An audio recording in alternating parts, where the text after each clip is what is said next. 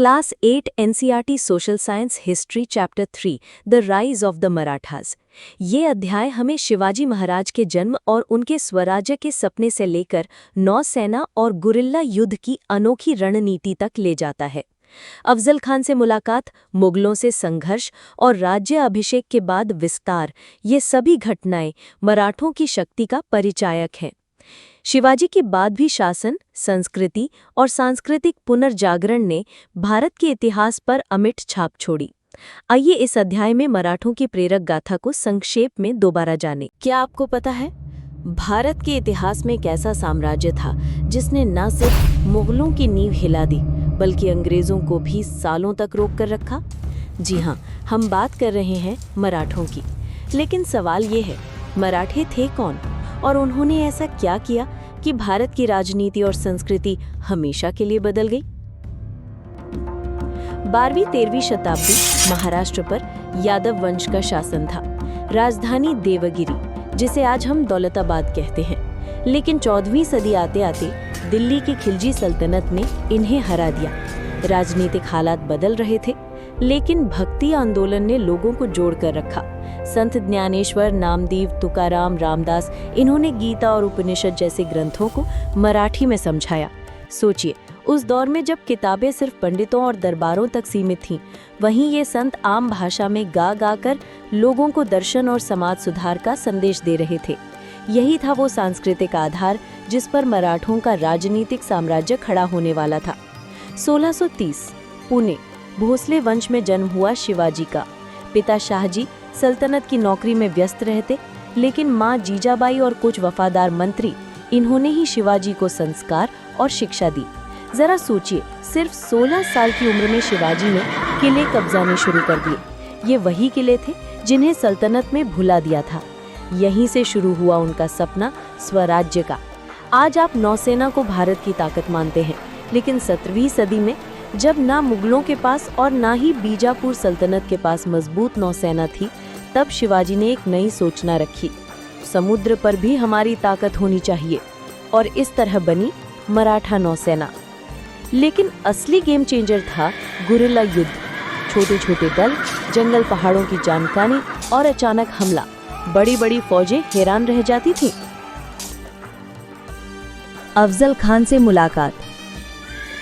बीजापुर ने भेजा अपना सबसे अनुभवी सेनापति अफजल खान। योजना थी शिवाजी को धोखे से मार देना, लेकिन हुआ उल्टा। प्रतापगढ़ किले के नीचे घने जंगल में शिवाजी ने छिपाकर रखा था वाघनख। मुलाकात के दौरान ही वार किया और अफजल खान ढेर। जंगल से मराठा सेना निकल पड़ी और बीजापुर की फौज को धूल चटा दी। क्या आप सोच सकते हैं, एक छोटी सी योजना ने इतनी बड़ी सल्तनत की ताकत को ध्वस्त कर दिया? मुगलों से टक्कर। अब बारी थी मुगलों की। औरंगजेब ने भेजा शाइस्ता खान। 3 साल तक वो शिवाजी की भूमि में डेरा डाले रहा, लेकिन एक रात सिर्फ कुछ सैनिकों के साथ शिवाजी घुस गए उनके डेरों में। खान घायल हुआ, उंगलियां कटी और भाग निकला। इसके बाद शिवाजी ने किया ऐसा काम जो आज भी लोग याद करते हैं। उन्होंने सूरत को लूटा, लेकिन ध्यान दीजिए, धार्मिक स्थानों को नहीं छुआ, अच्छे इंसानों के घर छोड़ दिए।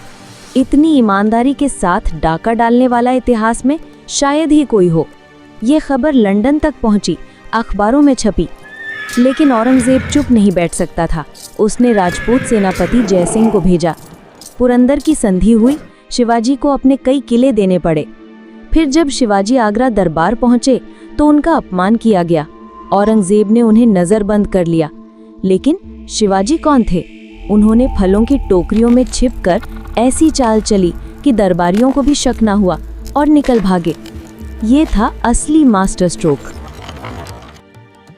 राज्याभिषेक और विस्तार। 1674 रायगढ़ का किला। शिवाजी का भव्य राज्याभिषेक हुआ। अब वे बने छत्रपति शिवाजी महाराज। उन्होंने दक्षिण भारत तक अभियान चलाया। यही रणनीति आगे चलकर मराठों को मुगलों के खिलाफ मजबूती देने वाली थी। शिवाजी ने सिर्फ सेना और राजनीति नहीं देखी, उन्होंने यूरोपियों को भारत में गुलामी का व्यापार करने से रोका। सोचिए, जब बाकी शासक चुप थे, तब शिवाजी खड़े हुए अपने लोगों के लिए। लेकिन 1680 में 50 साल की उम्र में ही उनका निधन हो गया। इतिहासकारों ने उनकी तुलना सिकंदर महान से की। कवि भूषण ने कविताएं लिखी और पूरे भारत में उनका नाम गूंज उठा। शिवाजी के बाद शिवाजी के बेटे संभाजी गद्दी पर बैठे, लेकिन औरंगजेब ने पकड़ लिया और उन्हें बेहद क्रूरता से मौत दी। फिर राजा राम और उनकी पत्नी ताराबाई ने मोर्चा संभाला। ताराबाई, हाँ एक औरत, ने मराठों को एकजुट कर दिया और औरंगजेब की कमर तोड़ दी। आगे चलकर पेशवा बाजीराव प्रथम और उनके उत्तराधिकारी नाना साहेब ने मराठा साम्राज्य को पूरे भारत में फैला दिया। क्या आप जानते हैं, कभी मराठों का झंडा पेशावर और अटक तक लहराया था। हालांकि 1761 की पानीपत की तीसरी लड़ाई में अफगानों से बड़ी हार मिली, लेकिन मराठे जल्दी उभरे और दिल्ली तक पर फिर से कब्जा कर लिया। 18वीं शताब्दी में मराठे ही अंग्रेजों के सबसे बड़े प्रतिद्वंदी बने, लेकिन आंतरिक कलह और अंग्रेजों की आधुनिक संगठन क्षमता ने धीरे धीरे मराठों को हरा दिया। 3 आंग्ल मराठा युद्धों के बाद 1818 में मराठों का साम्राज्य ढह दिया।